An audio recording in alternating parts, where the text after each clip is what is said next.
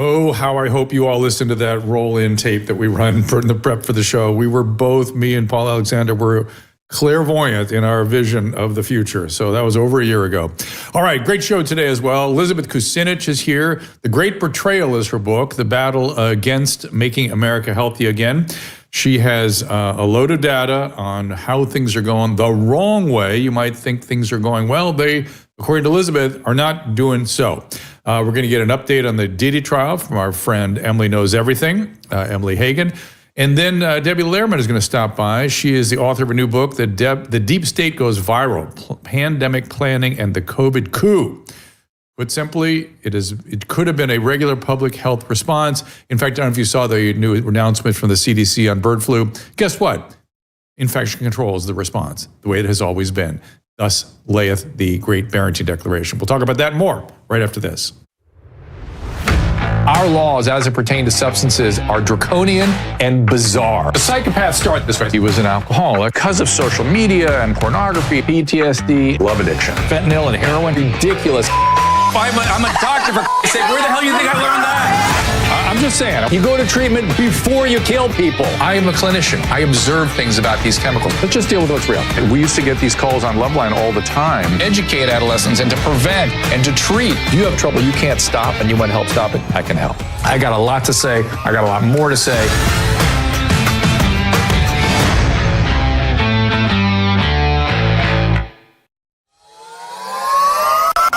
I'm excited to bring you a new product, a new supplement, Fatty. I take it. I make Susan take it. My whole family takes it. This comes out of, believe it or not, dolphin research. The Navy maintains a fleet of dolphins, and a brilliant veterinarian recognized that these dolphins sometimes developed a syndrome identical to our Alzheimer's disease. Those dolphins were deficient in a particular fatty acid. She replaced the fatty acid, and they didn't get the Alzheimer's. Humans have the same issue. And we are more deficient in this particular fatty acid than ever before. And a simple replacement of this fatty acid called C15 will help us prevent these syndromes. It's published in a recent journal called Metabolites. It's a new nutritional C15, pentadecanoic acid it's called. The deficiency that we are developing for C15 creates something called the cellular fragility syndrome. This is the first nutritional deficiency syndrome to be discovered in 75 years and may be affecting us in many ways, and as many as 1 in 3 of us. This is an important breakthrough. Take advantage of it. Go to fatty15.com/Dr. Drew to receive 15% off a 90-day starter kit subscription, or use code Dr. Drew at checkout for that 15% off, or just go to our website, drdrew.com/fatty15. And as I keep emphasizing, in addition to Fatty 15, which you should all be taking as part of your longevity program, also the NR Boost and the Senosync that I have from V-Shred MD, use the code Dr. Drew for discounts. I'm not sure exactly what they are. But there is the website, and it's Dr. Drew. And the stuff I take every single day, I make Susan take. I was bugging you about it today. Like, why aren't you taking your Senosync? I am taking it. All right, good. So, but you also can go to drdrew.com/vshredmd, and you don't have to put the code in. Good. Excellent. Okay. All right, let's get right to our first guest. It is Elizabeth Kucinich. The Great Betrayal is the name of her book, The Battle Against Making America Healthy Again. You can follow Elizabeth. Her Substack is at Elizabeth Kucinich/posts, Kucinich, and it's EJ Kucinich, Kuncich. Be careful in the spelling. EJ Kucinich on X. Elizabeth, thank you and welcome. Thank you. Wonderful to be with you. So, you know, I know the people over there at the HHS. I know they're working hard. Where have they jumped the shark from your standpoint? Oh, I love what HHS is up to, and, the many attempts to truly make America healthy again. I'm really interested in the rest of government. So, we have a very prominent secretary who's been leading the charge to make America healthy again from HHS. But it's really important that we look now to see what the rest of the administration is doing with respects to either increasing or decreasing our chemical exposure and putting money behind things that we should or shouldn't have. And very sadly, what we've seen in the last budget reconciliation is a massive increase in government subsidies, 130 billion going to the most toxic chemical crops that there are out there. We see a big push within the Farm Bill and within other pieces of legislation for a chemical liability shield. That means that we won't have any recourse, just like with the vaccine liability shield, we won't have any recourse with regards to the negative effects of agrochemicals. And the other one is really advancing something called the EATS Act. And the EATS Act comes in many forms and has been fought over many congresses. But what this does is removes all of the local and state laws that are protecting people from exposure to chemicals. Let's say your town might say you can only spray chemicals within a certain distance of school. EATS Act at federal level will overturn all of those betterments and mean that people will have greater exposure to chemicals when really we're trying to protect people from those. So we've got the EATS Act preventing local authorities and states from helping their people. And then we have the chemical liability shield saying, well, you're not going to be able to have any legal recourse if you are harmed. So I want to kind of parse this out a little bit. Now, is this Brooke Rollins' department? This is the Department of Agriculture? Is she the one overseeing all that? We've got the Department of Agriculture is one side, absolutely, with Brooke Rollins, and also inside Congress itself. And very sadly, both political parties are have somewhat of an undue influence by chemical companies. Okay, and I want to parse out again. I want to get very specific. Now, it seems to me that some of the great emphasis of HHS has been on exposure to chemicals ingested in and amongst food sources, right? Absolutely. Sort of what are we eating and what is it doing to us? It sounds like you're talking about people who live and work in and around where these crops are sprayed. Am I getting that wrong? Well, so, obviously people who are farm workers, our farmers have the greatest exposure to agrochemicals because they're applying them. But of course, we're also ingesting them too. So, it's the farm workers. Because those are two very different, those seem like very, very different things. Because theoretically, we've been very concerned about stuff, stuck in the middle of food that we can't get out of it, like dyes and GMOs and things. It seems to me that if we wash our vegetables and our fruit, we're gonna limit our exposure to stuff that the farm workers and the communities can't just, they're breathing the air. So yeah, I wish it right were here or no? I wish it were as easy that we could just wash it all off. Of course, you wash it all off, it goes somewhere. But no, we can't. These things are endemic inside the foods themselves. And when you look at genetically engineered crops, there are two particular traits to those crops. One is pesticide producing, where it's literally part of the crop itself and you eat it. And the other is herbicide and pesticide resisting, so you can spray them directly on. Either way, whichever it is that you're consuming, you are increasing your ingestion of those things. So we've got this HHS is looking at the ingredients and the ultra-processed foods, which is highly commendable. And the other side of health is we really have to look at the actual process that gets food onto our table in the first place. Okay. And I'm guessing it seems kind of difficult. I understand why they're so challenged, because we don't run as a country on little French farms that are milking the cows. We have gigantic operations in this country. And in a weird way, we'd be throwing the baby out with the bathwater.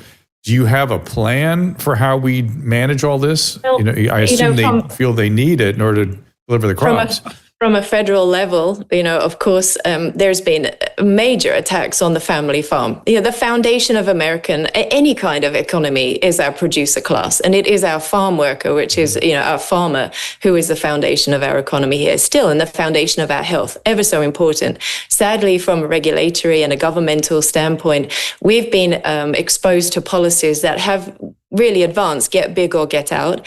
And because we're using crops and highly expensive processes such as agriculture, which is based on having to bring pesticides and herbicides and artificial fertilizers to the farms, within cropping systems that are actually not supporting the microbiome of the soil. I mean, you understand obviously very deeply the microbiome of the gut and how important that is. The same is true of the soil. I know the soil too. The microbiome. Listen, of the soil. I was part of, I'm smiling because I was part of the ecology movement in the 70s. And this was one of our big things. Exactly. We were very, acid rain. Do you remember acid rain back in the day? Have you heard about we acid still rain? have it. I know, but we were apoplectic about it back then. Yeah. And we also now we have predicting glyphosate famine. rain and atrazine rain and all of these other agrochemicals that are literally in our hydrological cycle.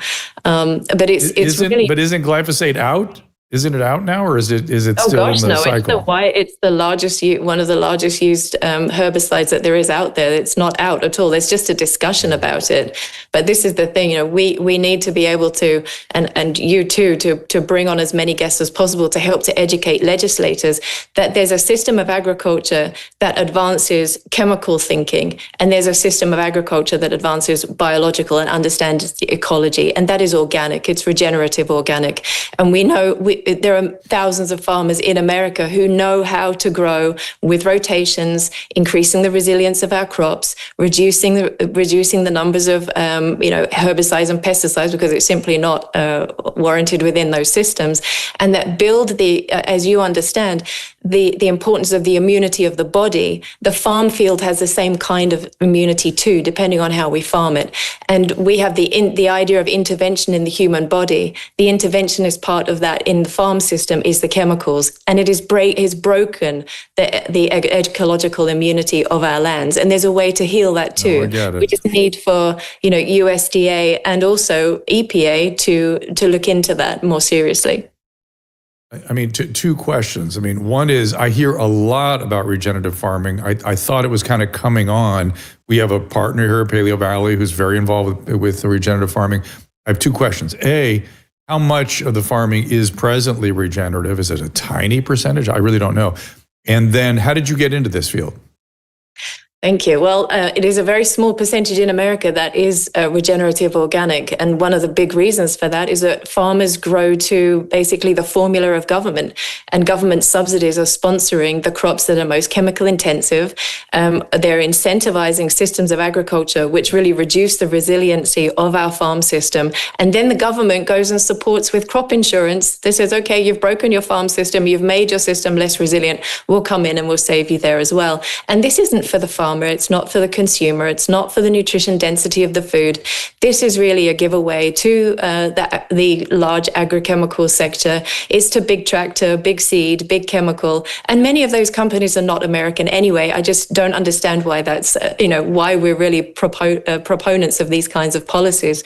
And as my own background, I was the director of policy at the Center for Food Safety in Washington, D.C., where we looked at chemicals in agriculture, drugs in meat, genetic engineering. I was the government affairs director at the Physicians Committee for Responsible Medicine, where we looked at the prevention and reversal of disease through plant-based nutrition. I'm a former policy chair at the Rodale Institute, which is the oldest organic research institute in the United States, and was instrumental also in helping to, in that role, create the ROC, which is the Regenerative Organic certification, which uses organic as the baseline, but then adds on to it additional things, not just the absence of bad chemicals, but the existence and the presence of soil health, animal welfare, and a whole suite of other things. So when you buy regenerative organic, really it's advancing truly regenerative organic agriculture and also the culture of regeneration, which is ultimately to support life. And so the obvious question is then, why are we not getting you back inside government? Is that not a place where you feel you can continue to have an impact, or is not as much of an impact Being outside and rattling the sabers, or you tell Very me? happy to be anywhere where I can be an agent to truly support, the call for life in this country. And our food system, our health system, looking at it in an integrated fashion is absolutely essential. And, MAHA is a great rally cry. And now we need to make sure that the administration doesn't only use it for polling, but really puts the policies behind it. And we need to make sure that the appointees that come into the administration do know what they're doing. I mean, it's very frightening to have someone like Kunkler be put into the EPA, being in charge of the chemicals that are coming into the system, being the biggest proponent of them from the private sector. So, this rotational door needs to start to close. Yeah. And a lot of the people in the whole MAHA world are very concerned about animals and vaccination. What is your sort of assessment of what's going on there? We have a recent release from the CDC. I don't know if you all saw that. Caleb, you could probably find it. Bird flu, no longer a problem. Shocking. I've been predicting that the whole way. And to contain whatever bird flu there is, standard infection control techniques that we have used for the last 45 years. And by the way, as recommended by the Great Barrington Declaration under a different name. But I'm going to let you talk about vaccines in animals. Where are we with that?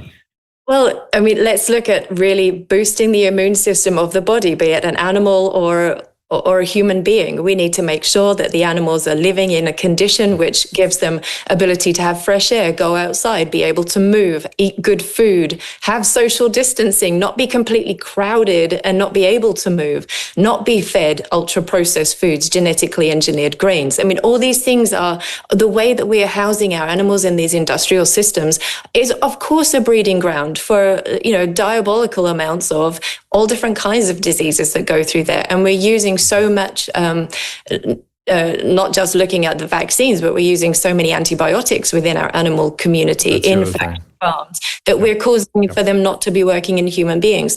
So what was the government, this current administration's response to the avian flu thing a few months ago? It was actually to advance legislation that would actually bring more animals into containment. And it was to redirect $1 billion for really healthy food and for local food access, to redirect that to vaccine development for chickens, essentially. So exactly the opposite of what needs to happen. So MAHA's an amazing rally cry. Now we need the policies and the people who really know how to bring that into government. It is common sense, and we need common sense policy. And I am shocked. We for 2 decades, 90s and 2000s, were so gravely concerned about antibiotic resistance. Oh, don't prescribe antibiotics. Don't prescribe them. There's going to be resistance.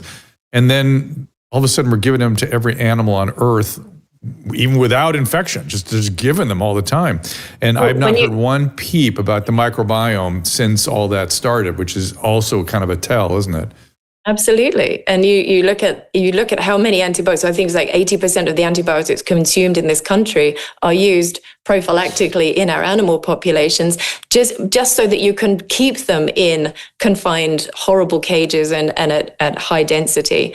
And it is absolutely eroding the hospital's ability to be able to treat patients. And we're really, removing a tool from the toolkit by doing this. But of course, those antibiotics do 2 things within the animals, not just allowing for us to perpetuate a diabolical, horrendous a factory farming system, but it also increases their weight. And when we look at the kinds of drugs that are being put into animals now, there are 700 different kinds of drugs that animals can have, 450 of them just used very broadly. Many of them are growth promoters, and other countries, ban them and are not allowed to have them. But when we look at where those drugs are being stored in the animals, in the residue, it's in the fats, it's in the offal, it's in places where then other sectors of, nutrition are saying we should be eating more of these things. But we have to make sure that animals are grown in pasture, in organic systems, eating proper food, not grain from industrial operations. And so to be able to speak to you, it's wonderful, because I know that you understand this whole system's approach to health, and it has to go back to the land, and it has to go to the animal and obviously the human animal. Well, I'm glad you're there fighting the fight. Before we wrap up, tell us what else people are going to read in The Great Betrayal. Well, actually, I'm very glad you said it was a book, but it was actually an article that I wrote on my Substack, because I know I have to have the book out there. But the three things I thought it was a that book. you're going to, it was a very long article, but the three things that we need to make sure we remember is that if you really care about the food you eat, make sure you buy organic, because it's the best standard that we have out there. All across the United States, there are other labels which are great: Regenerative Organic, Real Organic Project, and obviously Biodynamic is amazing. And the two key pieces of legislation and proposals that we need to make sure get kept out of the administration, out of the Farm Bill, and out of every other bill that they might move them in. One is the EATS Act, which prevents states and local authorities from being able to protect us from exposure to chemicals and all different agricultural moves that might harm us and animals and others. And then the other is to really make sure that chemical liability shields are not allowed to either be advanced at a state level, and very sadly 2 states have advanced them, or at a federal level. Now, we have heard from Secretary Rollins and the chairs of the agriculture committees that they like both of those pieces of legislation and both of those proposals. So we need to make sure that they don't advance them. I was going to say, I don't know if you've ever met Brooke Rollins, but I met her before she was in her current position, a cabinet position, and I found her to be a very bright, very motivated, very concerned, like wanting to do good. So I would be surprised if you didn't have a sympathetic ear there. Yeah, I would love to be able to, speak directly with her. I know how aware she is and how she is really hungry to learn about all these things. But, Washington is a place where everybody will come with a proposal and it will sound really reasonable, but behind it will be something very dark. And so, yeah, I really hope that, some people were able to reach her and, change her mind on this. Well, let's get you in there so you can have her ear directly as some sort of policy creation or creator. Elizabeth, where do you want people to go besides we have X? Anywhere else you want people to find you? It's Elizabeth Kucinich. I said somewhere it said wait a minute, Elizabeth hang on, you have to tell me what Elizabeth H. Kucinich? Am I saying that? No, Elizabeth Kucinich. And yes, somewhere it said Elizabeth EJ Kucinich. Is that an old one or something? That's my X account. No, that's the X account, which I'm horrendous on social media and I should really start up. But I write quite lengthy articles on Substack at the Kucinich Report. So I will be posting a lot more there. All right. Thank you so much for joining us, and keep fighting. Thank you so much. You got it. Elizabeth Kucinich, everybody, let's find a way to get her back in a driver's seat in Washington, because it's astonishing to me that somebody with her fund of knowledge is not right there, chewing on Brooke Rollins' ear, or somebody in that sort of zone in the agricultural department. All right. We have a update on the Diddy verdict, plus a little Epstein commentary from our friend Emily Hagan. Emily knows everything on all social media. And Emily does know everything. Emily, welcome back. Hey, I'm not outside for once. Hey. Wow, I bet you look, you don't look as distracted and tired and all the things you had been. I'm more tired, but I'm less distracted. That's good. Yeah, they just, yeah. I guess they were going to expedite Diddy's sentencing. They wanted to move it a date closer to October 3rd, but it looks like they're going to just stick to October 3rd. So I'm done covering the Diddy trial for now. So I'm moving on to Epstein. Well, we're going to do that in a second. But a friend of mine, I did radio with her for a year, and she was an anchor at Fox 11 in Los Angeles, and she used to steal my guests from HLN. And she just posted something I saw from probably 12 years ago, where this attorney friend of mine and someone we leaned on for commentary was commenting on Diddy's arrest then. So was he arrested for the original domestic abuse against? I would have to. I was Cassie. heard that. Cassie. No, I don't think they ever filed a police report for that. That was part of the defense's strategy, was saying, well, they never called the police. So I don't know what arrest that. I'm wondering what that was. It's weird. It was a whole thing, and I was like, "Oh my God, there was something back then." Let me see if anybody shows up on the restream with the. Hold on here. Anyway, so all right, let's talk a little. If he got arrested, we would have known about it. Okay, so let's talk about our buddy Epstein. It's interesting. Trump today was saying during cabinet meeting, "Why do you people want to keep talking about that creep?" That was insane. That was actually insane. That wasn't interesting. That was insane. And then Emily immediately posted, "Trump thinks we're stupid." He does, especially you. He really thinks we're dumb. You know, it's funny. I mean. My friend Anthony Scaramucci was doing an interview, and he said, he goes, Trump told me, he called me dumb, and he goes, well, I know I'm dumb, Mr. President. Why do you think I'm dumb? And he said, because you're socially liberal and fiscally conservative. You need to flip that around because that's how most people are. And he was saying that seems to be true now. But anyway, neither here nor there. So he thinks you're dumb. You posted about that. He thinks I'm dumb. And the thing that gets me is this 8-hour tape of Epstein's hallway and the door to his room. And then a minute's missing, as though a minute is inconsequential. In fact, I made Caleb pull out a meme. I don't know if you've seen the memes going around. Caleb, do you have the meme that I asked you to pull up? I want Emily to see it. Here, watch. The missing minute. Oh no. That's Bill and Hillary coming out of his room. Things you can do with AI these days. That's amazing. I need to post that. Oh, there's so many. There's a bunch of them. And some of them are some better than others, but they're hysterical. And it makes the point in a humorous way. I mean, anything could happen in a minute. I mean, Pam said they're going to find that minute, though. Don't worry, guys. We're never getting a list, but they will ensure that they find that missing minute.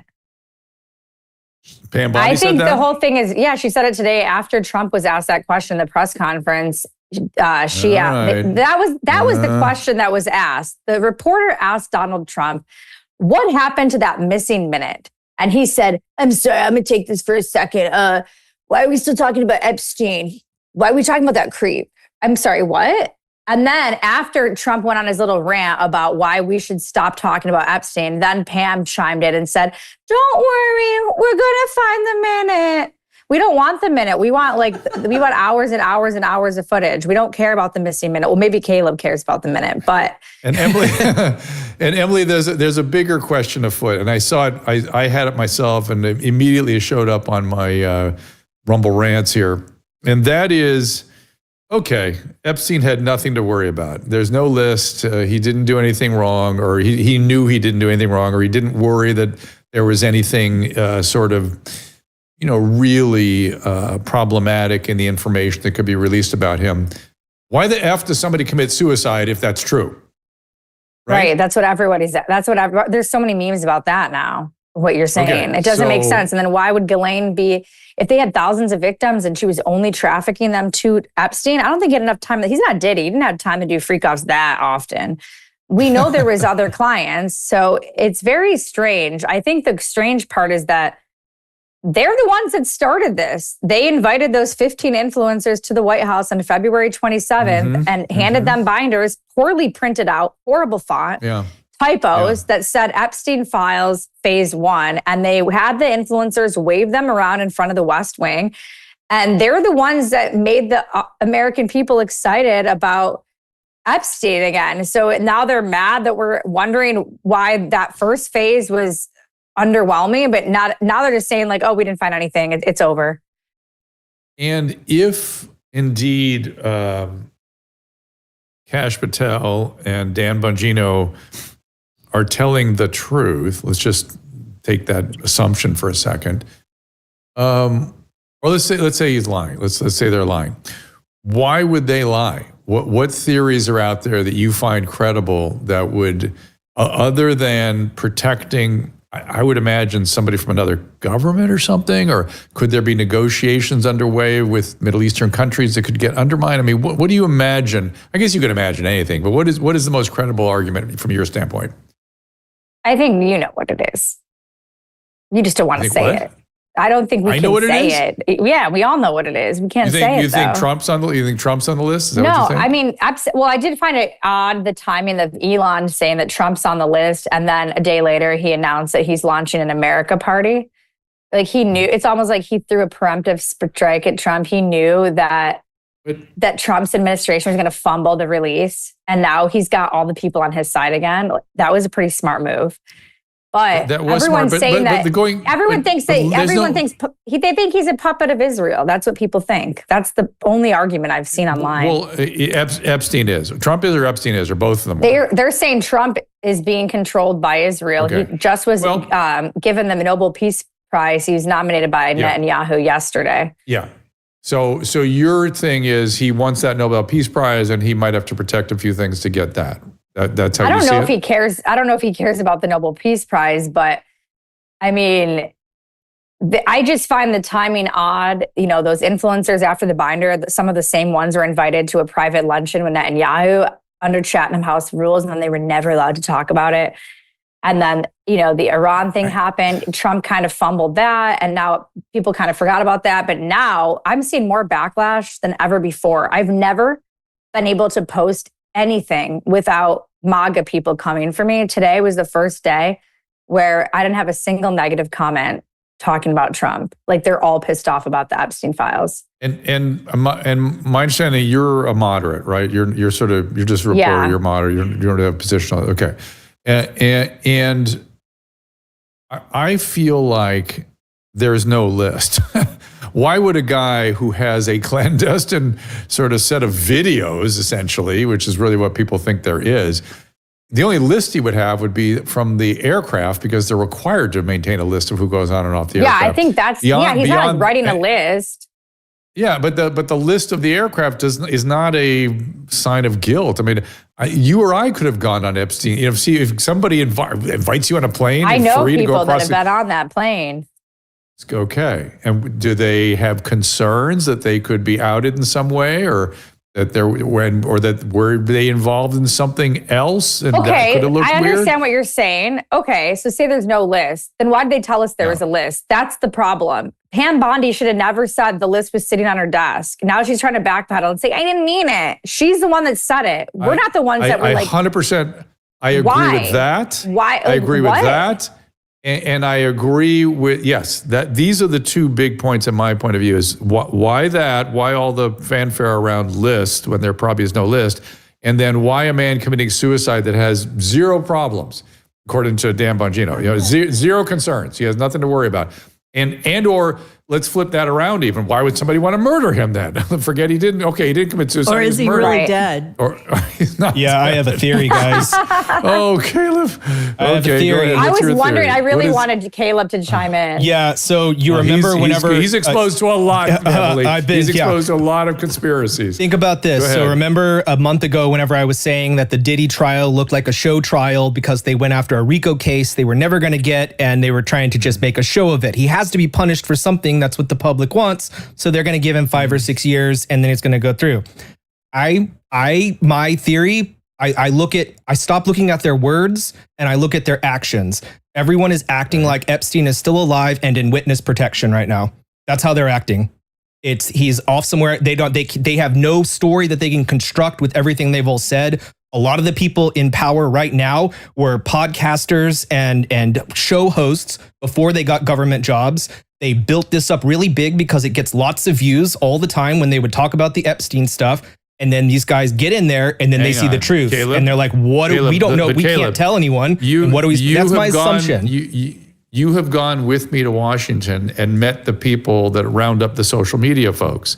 Oh God, Drew's nervous. Drew's nervous he's going to get kicked out of the White House. No, not those guys. No, we haven't met any of those people. We didn't meet any of those people. We didn't interact with them. What do you mean? What do you mean? Those are the ones. The social people, but those aren't the people that have actually read the documents and have access to it, like Dan Bongino. Look in this guy's eyes, and there's a change in him as soon as he got access to all of these documents and saw the real stuff. He has built up a whole audience. Let me flip it around again. Let's say Dan Bongino and Kash Patel have been exposed to a line of reasoning that shows them that world order or world peace or something problematic could be exposed if they really come out with this stuff. Wouldn't you want them to lie? I want them to lie in that case. I would expect them to. That's their job to do that. But look in their eyes and you can see this, like, especially Dan Bongino. He's told don't read anybody's minds. No, I'm not reading his mind, but there's a big difference in his personality and the words he uses from before, whenever he could say whatever he wanted, and after, whenever he had access to the real info. But that's also the case. If I went into government, I would change my whole vibe too. You're stuck. You know, you have to. I think, Drew, you sound like you want to go into government the way you're operating this podcast right now. It sounds like you're ready to run for office. The way you're. No, I am you're discrediting trying. the conspiracy theories. I am really trying to get through the truth. I'm really interested in the truth. I mean, you were right about the Diddy trial. I have to give you that. You were right about the Diddy trial. Oh, listen, and you did. I think you saw that. I don't think you saw the tape that we rolled going into this thing. We had Paul Alexander. He was a scientist, very, very well trained scientist who is in HHS, and he told me 2 years ago. He said.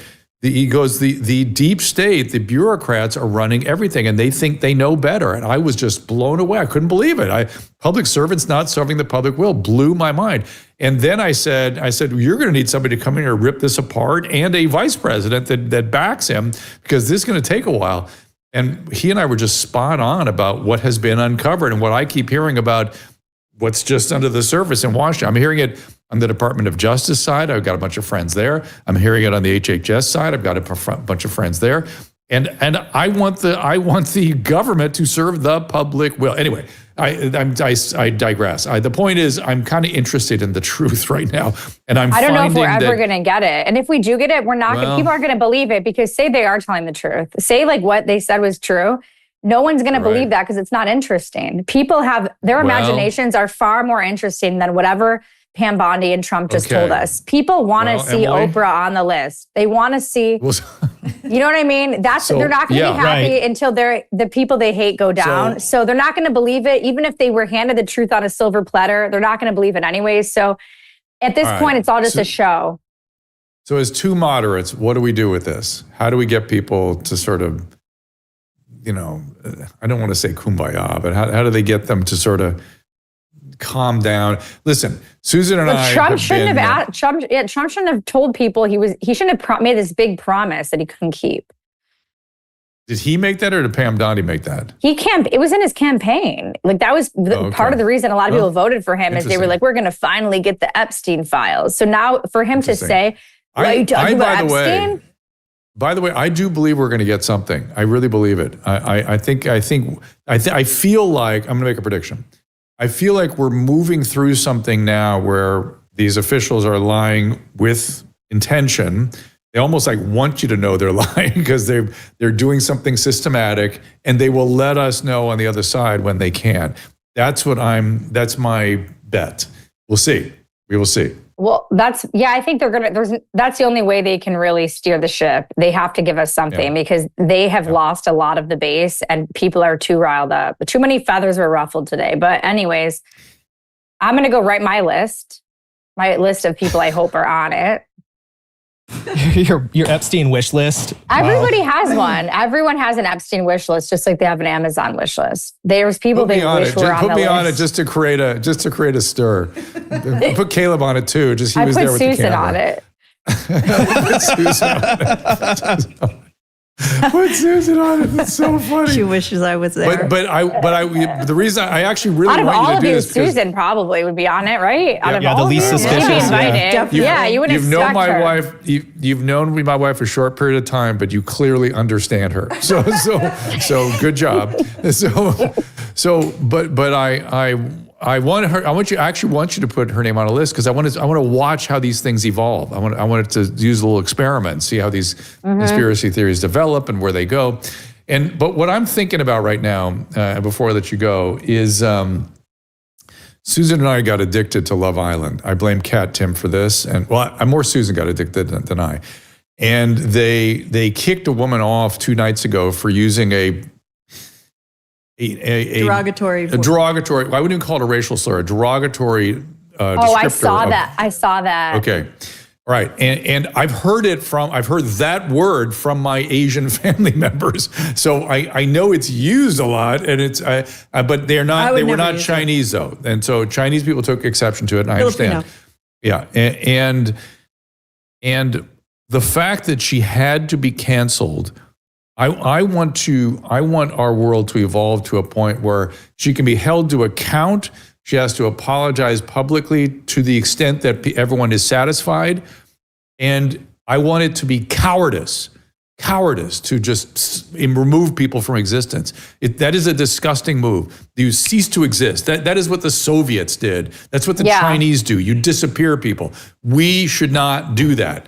How do we get there, Emily? Get me there. I agree. I saw it at the Diddy trial. They were trying to cancel the influencers that rub baby oil. And even though they did a great job the whole trial, they made one mistake in 15 seconds. And it's like, we need to allow people to make mistakes. We're going to make apologies. We should be good at apologies. We should be, I'm trying to make apologies wherever I can. I model apology. It's a good thing. Adjust, learn. But silencing people, that is talk about fascism. That is Soviet era shit. And we need to stop, and we need to shame people that do it, because it is disgusting when they do it. And you should be ashamed of yourself when you do that stuff. I understand the impulse, and express yourself all you want for somebody using something that you don't like, by all means. And to be fair, there are things that are, you can cross over into zones where people should be canceled. I get that. But just canceling everybody because, the network takes a little heat, they're cowards. They are cowards, and they should be outed for that. And people should stop watching the networks for being cowards, not for allowing somebody to make a slip that they didn't even understand was a slip. So anyway. Cancel Love Island. You're trying to cancel Love Island. No, I'm trying to make the network listen to the American system. The networks are the worst. They're the ones that cancel everybody. I know better than trying to take down Love Island, because people are addicted to it. They're making money. Somebody over here is addicted to it. I'm just saying. Yeah, they're making money. But she'll be on the list at Epstein Island. But Drew, there was more to the story. There was something about a Chinese-run OnlyFans that she was a part of, that maybe she had pictures of herself, not naked or anything, but on underage, when she was underage. Did I send that to you, Emily? No. But there's it's some kind of a... Well, look, if a network has real liability, by all means. It's like Pandora's box, but when it's weird that she used a derogatory Chinese thing, and then she's involved in some... And I don't know, the whole TikTok thing just totally let me be clear, me out. I am not in any way defending derogatory terminology towards my Chinese colleagues and friends. It's ridiculous. But we've gone too far with this disappearing thing, right, that we're modeling strictly after Soviets and the Chinese Communist Party. So let's stop it already. But also remember that if it is something like that, of course we have empathy towards the Chinese, immigrants who are used as slaves and whatever. But most people don't even know. I mean, they don't even know what happened with the railroad. That was brutal. And also, just Chinese Americans have to fight for movie roles, and they have to fight for, what I mean? It's like, but a little comment made by a girl who's in a nail parlor talking about Botox is. Yeah, she didn't know what she was saying. I don't think she was like, she didn't even know anything was, the way she wrote the post, she didn't even know there was anything wrong with it. No, she had no idea. It ironically rolled into a big ball of wax, and there's other stuff going on with this Chinese organization. So I don't know. There's more to the story, I think. Night Call says she's Chinese or he's Chinese. Let me know what your thoughts are, because you obviously couldn't address it more than myself. But what percentage of our friends are Chinese? Like, we live in Southern California. I mean, it is Chinese. Yeah, I mean, everybody's there. It's a lot of Asian folks. It's just their government kind of I have Cambodian friends. I have Asian friends. You guys are digging yourself a hole. No, okay. So finish us up. People. What's coming up for you with Epstein? What should we look forward to going forward? Other than Susan Pinsky being on the Epstein list, which I am hell bent. I think you should put her we'll on the never list. know what's happening every day. I want her to follow Prince Andrew.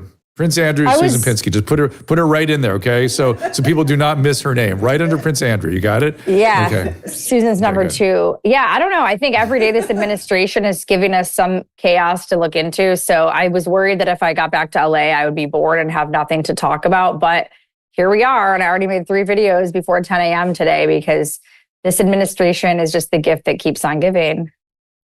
Well, I think as long as you keep your sense of humor and stay moderate, you're going to have a lot of stuff to think and talk about because it just is, it kind of becomes fun at a certain point and interesting. So keep doing what you're doing. At Emily Knows Everything, Emily with an I-E, not with a Y. Is there an Emily with a Y who knows everything too?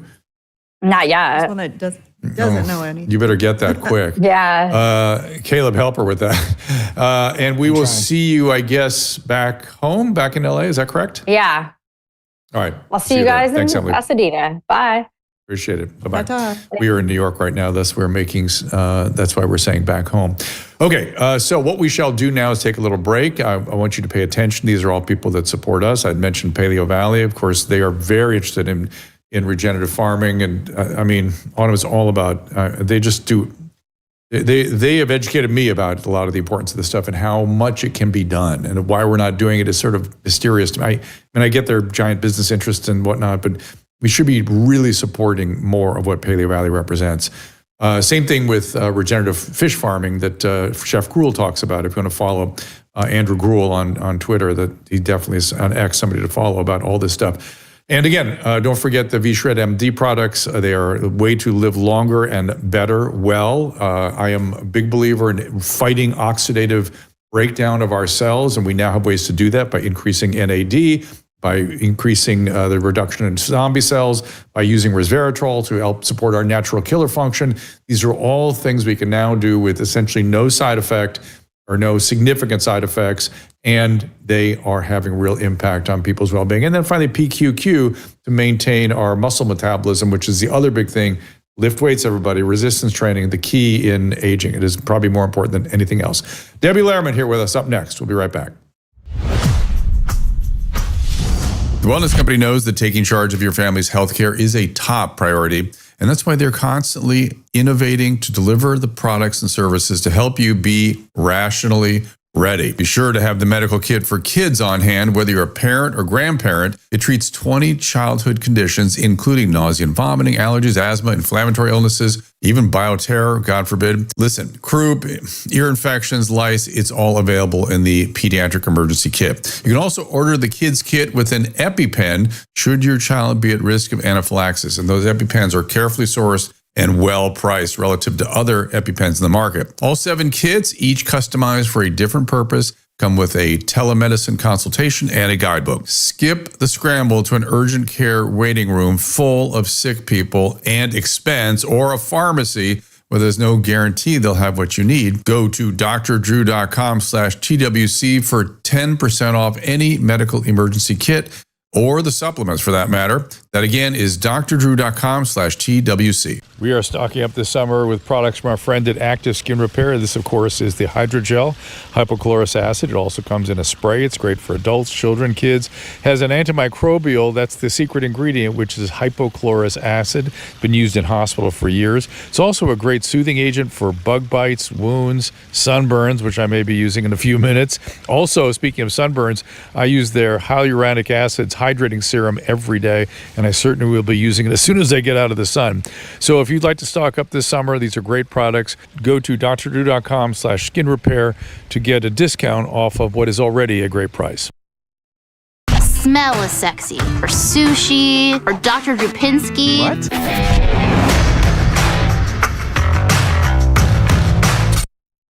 What indeed. I just put on the hydrating serum because I get dry here in New York City. All right, let me tell you about my next guest. She has been with us before, Debbie Lerman.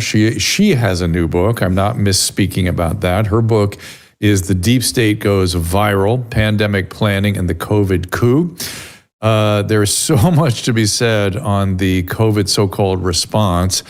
Here's something that you can learn, which is that the media and public health agency whipped the population into levels of panic massively disproportionate to the actual threat posed by the virus, which was something I was saying from the beginning.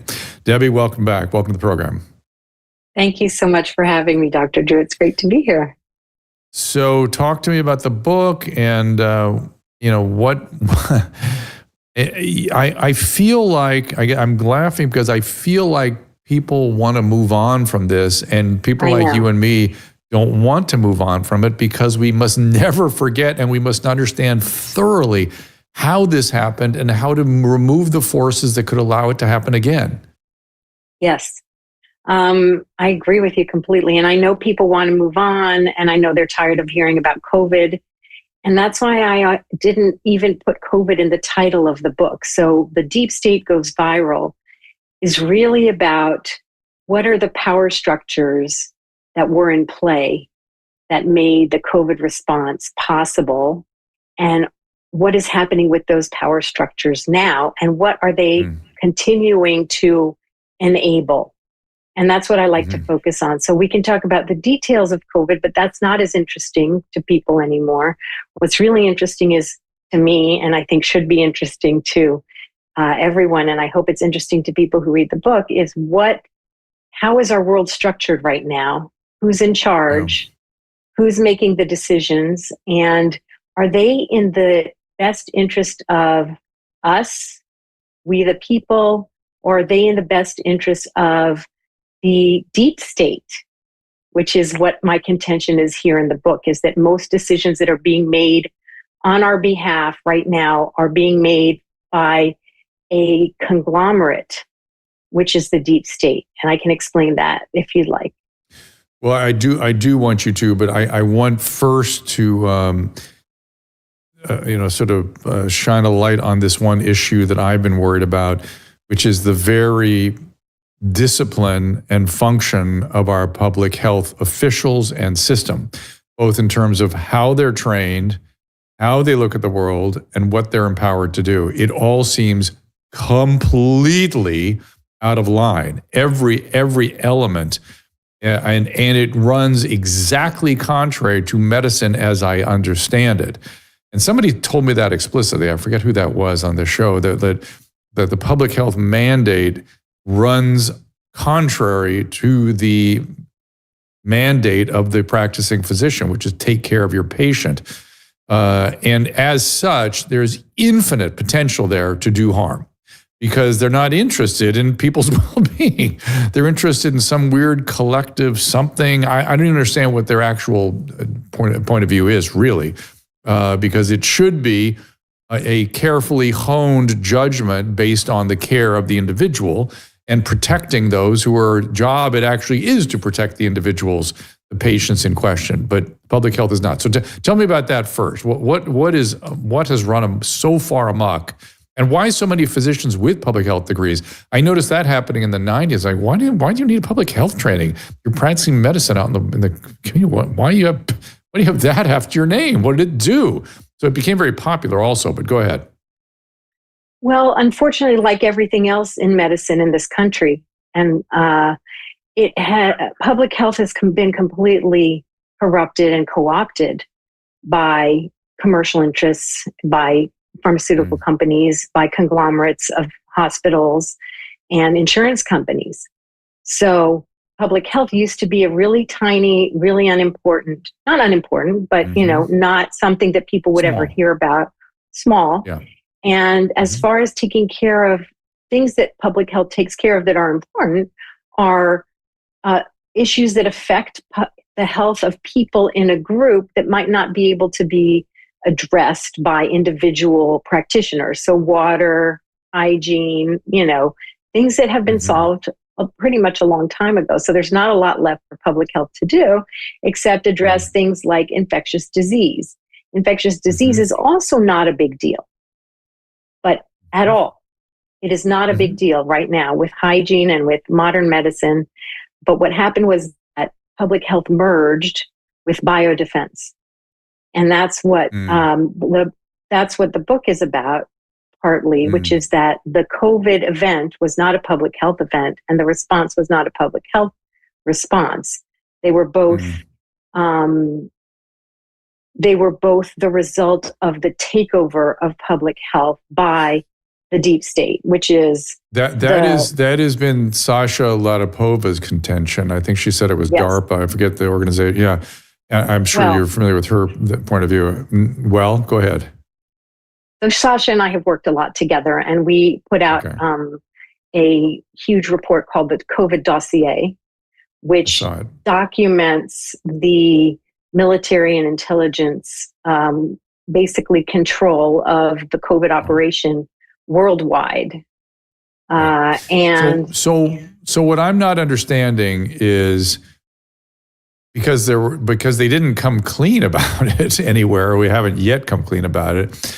Are they held to some sort of covert standard? They were asked to keep it under wraps, or were they just fearful that they were going to be in trouble because they were a part of this whole thing, or did they not know they were part of it? How does that work? Who's they? Who are you referring to as they? I mean, I'm referring to like public health officials, people that were, people that whose totalitarian impulses were acted out upon the public, particularly in California. Okay, so there are layers to this story, right? So you're right about public health officials taking really great advantage of this situation in order to become super important and dictatorial in many cases. And I would say that those are instances in which the system just encouraged people to do that, and people seized the opportunity to get as much power as they could, which I think is normal. And a good system, the way a system should operate, is by giving people as much power as they need to do their job, and not enough power to destroy other people's lives. But what happened with COVID is there was no democratic system in effect at all during COVID. So everything was suspended. Right. We were in a state of emergency. And when we're in a state of emergency, that's when things can go awry. And we are still in a state of emergency. So we are still in a state of emergency for COVID, not officially according to the HHS, but officially according to the PrEP Act, which is the law that governs medical countermeasures, which is the vaccines. So we are still in an emergency until 2029, believe it or not. That is something that the Secretary of Health and Human Services can end if he wants to today. And then we are also, Donald Trump, our president, has declared more states of emergency than any other president ever. One of those being a state of emergency for energy, because the AI industry, which now I'm going to show why the deep state goes viral, is relevant far beyond COVID, because the deep state, which is a merger of intelligence, the military industrial complex, Wall Street, and Silicon Valley, and just the entire media.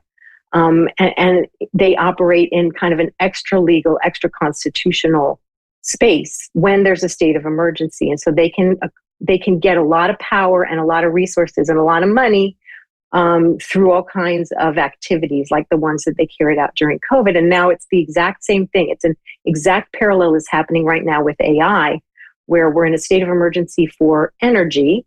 Doesn't make sense to me, because I don't think that we are actually having an energy emergency. But the emergency that we have is that they need to build tons of nuclear plants really fast, and they want to do it without any regulation, and they want to not be able to have the communities stop them where they want to build these nuclear power plants to power their AI.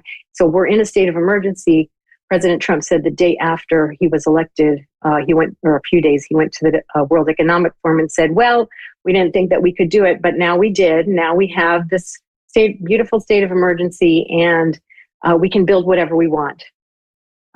So that's the deep state. So that's these financial, military, banking, and business interests all gathering together as one would expect them to do, in their own interests. But the point is that their interests are not our interests, and we aren't stopping them. So what do we do? How do we? This administration claimed to be going after the deep state. Now you're showing how they're participating. What do we as citizens need to do? First of all, let's be aware of what's happening. I would say it's really important to distinguish between the deep state and the administrative state. So the administrative state is the bureaucrats. And we can all agree that it's bloated and that it's inflated and that, there's a lot of waste in the administrative state. But that's not the big problem. You could have cut HHS, CDC, you could have cut the entire public health apparatus by 50% or 75%, and COVID still would have happened exactly the same way that it happened, because they were not the ones who were calling the shots. They were just the ones who were enacting what the real deep state. So the deep state, which is not the administrative state. Do we know who was calling the shots? Do we know who was calling the shots?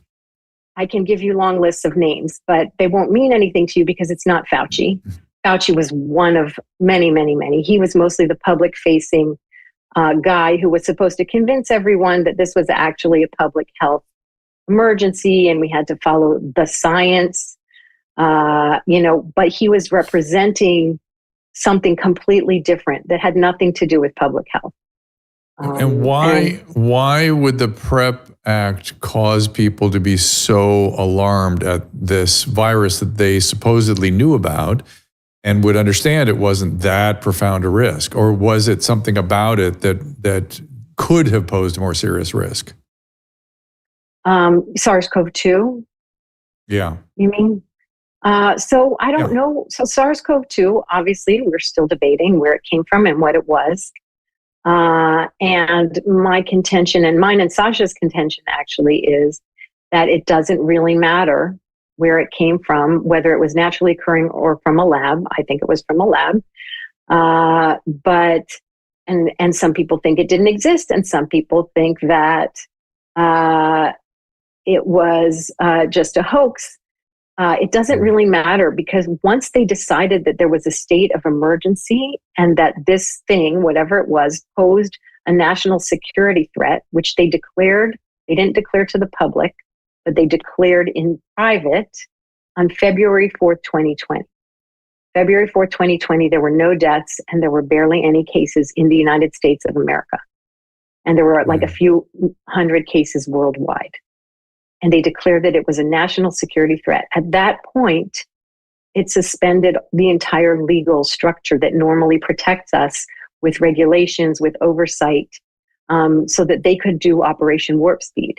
And they did Operation Warp Speed through, as you mentioned, the EUA and the PrEP Act. The PrEP Act gives total legal indemnity to anyone who does anything, manufactures, transports, touches, administers, advertises, medical countermeasures when we're in a state of emergency for bioweapons. And that's what they declared legally was happening with COVID. So whether they thought it was dangerous or not, I don't know. But I know that they activated the legal framework as if it was a bioweapon. And once that legal framework was activated, we no longer had any protections at all. And they rushed these things. Yeah, I'm aware. And then when this was activated, I'm sort of going back to who is this? Are these military people that activated it? Is it? I mean, where did it kind of come from? Was it Francis Collins? And was it activated on behalf of protecting the people who were involved in the bioweapons program, or is it activated because of some special knowledge that these people had and they were doing it out of just cause? So I don't like to speculate as to motivation. I just like to tell what they did and what the effects were. I don't know if they were acting on good faith or not. I believe they were not acting on good faith as far as my interests were concerned, because they definitely did everything to ruin my life, my children's lives, and the lives of all my fellow citizens, right? So what they were doing, I believe, was on behalf of this, and it's international. It happened in every country the same way. NATO was involved, which is frightening and shocking. And they did it on behalf of these giant business conglomerates, banking interests, and military intelligence, all alliances. And so it's hard to, I can tell you names that you've probably never heard. because those were the people who were deeply involved. If you look at the COVID dossier, we name names in every country of people who were involved in the deep state operation. Was it hard to uncover this? Yes. Interesting. Because it's hard to uncover because all of the meetings and the decision making around COVID starting in January 2020 shifted to the National Security Council and became classified. And that happened not just in this country, but in every country. So FOIAs have been going, I've been FOIAing the government for 2 years now, unsuccessfully, to get some of the National Security Council documents. And it's also very difficult because unlike you, Dr. Drew, who are very open-minded and want to talk about these things, most people don't. And the mainstream media, so YouTube and places like that, are heavily censored. Sasha Latipova, if you mention her name on YouTube, you're probably going to get taken down. Perfect. Perfect. Yeah. Well, what needs to be done? What do we do? And what's the plan going forward? Do you have one? So, well, that's difficult. We're facing these really, really ginormous forces and structures that have been put in place over a long time. And so I would say the plan is, number one, read my book. Going on. Yeah. Be aware. Number two, when you hear that there's a state of emergency or anything, be skeptical. Ask yourself who's benefiting from it and what laws are being suspended in order for this state of emergency to enable various activities. And then number three, act in your local community to try to counteract the more global forces that these giant deep state conglomerates are sort of unleashing on us. It's not going to be solved, in my opinion. The one pushback I would give you is that, in my experience, the local officials were the ones that were more enthusiastic than anybody in terms of the excesses. At least that was the case in Southern California. Their behavior was outrageous and nonsensical, and were any attempt to raise an issue was met with a force that I would expect from a totalitarian regime. How dare you question our authority? And people were harmed because of those excesses. So it was not without danger, and it was not coming from the federal government. I hear that. It was enabled and encouraged by the federal government. And then they took it and ran with it because they're little tyrants themselves, right? So the little tyrants came out in whoever has a little tyrant in them, right? And the little sadists, the little masochists, they came out during this. But it also seems to me we need to really get clear on how people were hurt, by this, and those people need to be held to account. Just my last question though is, do we need to dismantle something? I mean, how do we come out of this? How do we other than what you've said? Go ahead. We need to dismantle the deep state. How do we do that? I have no idea. But first, people need to be aware of what the deep state is before we can dismantle it. So if the Trump administration promises to hold the intelligence community to account and doesn't do it, then they're already not fulfilling the promise that we hoped. So dismantling the intelligence community, exposing and being transparent about the role of the intelligence community in many things, not just what you were discussing before, which is interesting, which is the Epstein and all of that, much huger things which they were involved in, which is COVID, which is all the wars that we're involved in, which is just getting more and more money and power into the corporate, right, into the corporate and sort of military industrial complex, and into Silicon Valley and the tech complex. So that's where all the money is going right now. And if we could make laws right now, I believe that our 99.9% of our elected representatives are already bought by the deep state. But if we could that's why I say local is important. Let's get rid of those little tyrants that you're talking about. Let's run for office. Let's elect local people who aren't going to do that. And then from there, let's move up as much as we can onto the national level. But I think that right now, our national, I don't feel very confident about my interests being represented by my elected officials. Well, that was Alexis de Tocqueville's observation in 1820. The local practice of democracy is the reason democracy worked in America. And I don't know if you saw Elizabeth Kucinich, who was just here a minute ago, but she was talking about something very similar as it pertains to the agribusiness complex. It sounds like the same stuff that you're talking about. Exactly. That is exactly the same thing that I'm talking about. They are taking over. We need to protect small farmers. We need more young people to go and be farmers. We need to protect farmland. It's really, really important. Let me ask you this. It feels like the impulse of the young people is to centralize things more, get more authority, and take over the means of production, all that nonsense. How do we get them to understand the power of individual freedom and doing things yourself, not wanting the state to do it for you? This is really at the core of the problem. That is at the core of the problem. You're absolutely right. I think I always think about that. I think about if my kids are older, they're in their 20s now, but I think, what if I had young kids right now? And you know what I would do? First of all, I would keep them out of the medical system, and then I would probably keep them out of the education system. And I would probably, my kids did go to a parent-teacher cooperative type school, and that's what I would do. I would create a cooperative with my neighbors in my community to educate the kids exactly about what you're saying, about independent, self-sustaining communities. That's what we need. Well, Debbie, always great to talk to you. I advise everyone read the book. The State Goes Viral. Let's put it up there again, if you don't mind, Caleb. And it sounds like something that we all should, the deep state goes viral. We should all be very, very, very aware of what's going on here. I don't know. I hope we can do something with it. I feel like COVID is an opportunity. As wild as it was, it exposed us to all this, and it opened us to, who would have known? My God, I would have never known, And I'd love to see a history of the deep state too. Like, where did this all really get going? What is this is this a 20th century phenomenon? Is it a 19th century phenomenon? How did we get here? And maybe that would help us figure out ways to dismantle it too. Yes?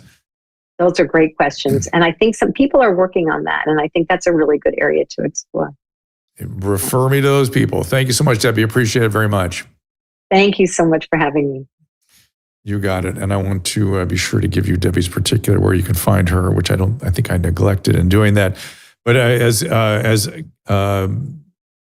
Debbie was talking about the people that need to be educated off the grid, I think I have a representative right here on the program with me, Caleb. Oh, me? You're one of those people, I'm the one that was educated off the grid. I felt like you were leading to me with that. Yes, I was educated off the grid. I hear off the grid and I perk up. Yeah, that's me.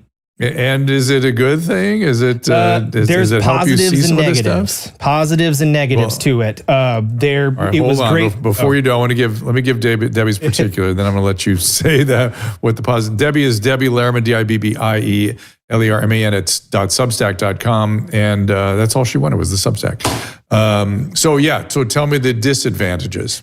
Of having no friends. That's the disadvantage. When you live, I was down a long road, then 15 minutes down another dirt road, then you don't really meet people. And the people you meet, they're all, well, not all of them, but a lot of them are there for a reason, just like we were. I mean, we were weirdos, so we were surrounded by other weirdos, It was interesting, but it did teach me how to be independent, and it also taught me to not trust what the government tells me all the time. Well, I think that's what she's looking for, and then to think for yourself. But you were not really part of a local cooperative. So you kind of were, weren't you, with the educational part? Not really, no, because we weren't really part of any homeschool co-ops, and it was all just me and my 4 siblings and my mom off on a farm 15 minutes down a dirt road on a raw land and a house that my dad basically built half of.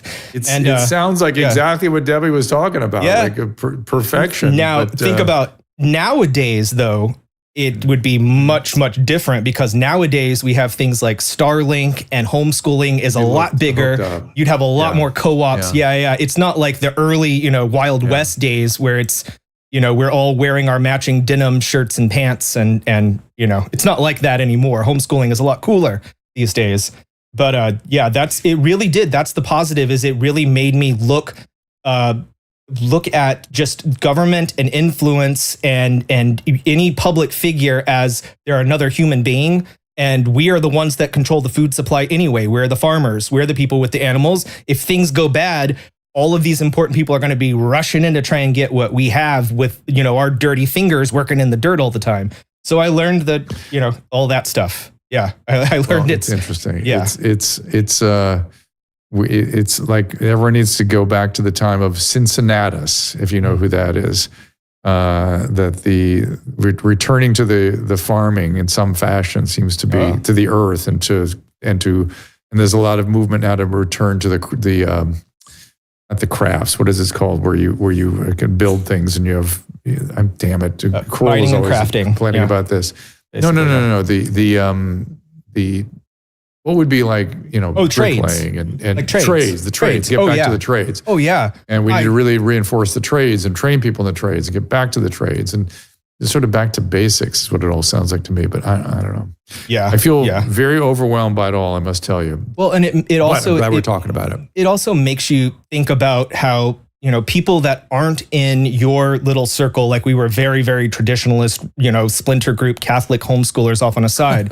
But if someone came in to take the rights away of like the nudist colony that happened to move in across the street from my parents' farm, my mom and my dad would actually call in and defend the rights of those people to do what they wanted, because they knew these are very different people, but if they come for their rights, they're going to be coming for our rights next. And so I learned a lot about that, especially with, the Waco story. I grew up as a child being told all about the Waco story and what happened there, where my parents were just like, this is not a religion or a group that we would ever be a part of, but the way the government handled it, they're going to, if we let them get away with this, they're going to be coming after all of us next. So defend your enemies from government oppression.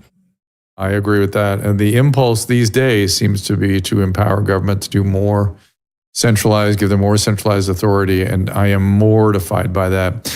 I'm just looking at some of your comments on the Rumble Rants. Here's a super, what do you call them? Super chat. If truly disheartening, but it appears that the system is propped up by pillars of pedophilia. If this is the case, it needs to crumble. I'll be an accelerator on that one. Okay. Looking at your other comments. Bill Barr's dad employed Epstein. That's interesting. As a teacher at his school. That's an incredible piece of data. Casey, you're gifting me lots of things. It's much appreciated. Casey Gates is there alive and well. And let me quickly go over to the Restream. Yep, Desi is saying teach the useful trades. Listen, and there are tons of groups of underprivileged or underserved communities that could, get these extraordinary high hourly rates and union membership and a pension. And oh my God, there's a way out here that if we let people do it. Look, in California right now, Southern California, we're trying to rebuild entire cities. And they are saying that because of the ICE raids, some of the Hispanic community is fearful of going out onto the work sites. Tremendous opportunity for so many other people. Tremendous. Go out there, train, be an intern, find a way out. They need manpower. Go out there on the site, seems to me. Humbly. Okay, let's I think we just got raided by here. Salty, probably, because I see a lot of Rees and Ice Raid. Ice Raid. Oh, Viva Raid. It's Viva. Yeah, it's a Viva Raid. Thank you, Viva people. Thank you, Viva. Tell me what you learned there at Viva Show today. I'm watching the Rumble Rants right now. We appreciate the raid very, very much. But tell us what's coming up, Caleb. We're just sort of wrapping up here, Viva people. Viva's one of my favorite people. What's coming up, Caleb, in terms of the schedule? Does you guys aren't saying anything. You're just raiding away. There we go. Layla Micklethwait tomorrow. She is going after very interesting story about going after Pornhub and particularly the things that are up there that people want down, that were sort of put up there against their will. Phil Wegman, guest to be determined. Jenny McCarthy on for the 17th. We should have her all set up. It's still going. Kennedy Nation, of course. I don't think she's going to be in Gutfeld tonight, but I will be there with Jim Norton and Kat. Maybe I did see that it could be Kennedy tonight. Wait a second. Give me 1 minute to check that. And I will tell you if I'm seeing Kennedy tonight or not. Well, I'm not going to get it quickly enough. Caleb, do you see anything on the the raid we're getting from Viva's people? Do they have any comments or question there that we should be addressing? A lot of reads. Lots of reads. Of course. Hold on a second. Mike Castillo, thank you. Drew, do you have to run now? Well, I got to go to Gutfeld, yeah. But I'm telling you, the guest star. No, it is Kennedy. Oh, it is Kennedy and Jim Norton. So I thought I saw Kennedy's name on there. So I will bring up the fact that she is going to be with us. Why do you want to know if I have to run? Should I hang out and talk to Viva's people? I wanted to show you something that was funny. So do you remember? You never call me. I'm not that big in a hurry. So go ahead. You never call me after 7:00 my time, except that one time that you did a couple weeks ago because something was like blowing up in the studio. So now my son, who's 3 years old, when I go put him down to bed, if my watch lights up, he thinks that Dr. Drew is calling. And so my watch recorded this. Listen. I can call Dr. Drew, and you have to call Dr. Drew. I have to call Dr. Drew? Yeah, you saw Shark ID, but this was Dada's phone. Yeah. Call Dr. Drew on Dada's phone. That's now, every so time, cute. every night, he's like, you got to call Dr. Drew? Dada, call Dr. Drew. Does he remember meeting us? Oh, yeah. He runs in my office after nap and he's like, are you talking to Dr. Drew? And he points to your face up on the screen. Dr. Drew? Oh my gosh, he is so cute. Well, we'll have to come visit again. I love that. Your community you live in is amazing down there by Mobile Bay.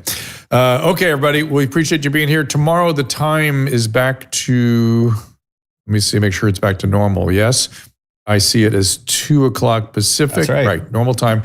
We're going to have 2 shows this week because I have to do something for Newsmax on Thursday and then go to West Virginia to visit my friend Tim Poole. He's going to be talking about the capture of psychology, which is kind of a really interesting topic to me. I have people I know are in training right now, and it's sort of astonishing how the actual training and the function of a psychologist is being subjugated to all these other issues that, I mean, yes, they're important, but they are not, they shouldn't be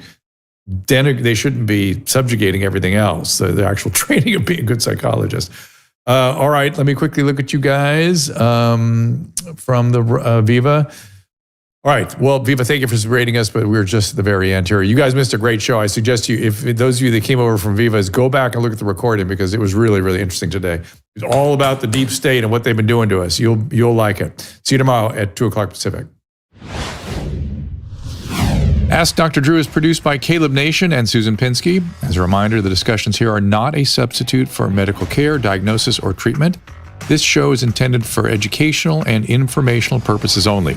I am a licensed physician, but I am not a replacement for your personal doctor, and I am not practicing medicine here. Always remember that our understanding of medicine and science is constantly evolving. Though my opinion is based on the information that is available to me today, some of the contents of this show could be outdated in the future. Be sure to check with trusted resources in case any of the information has been updated since this was published.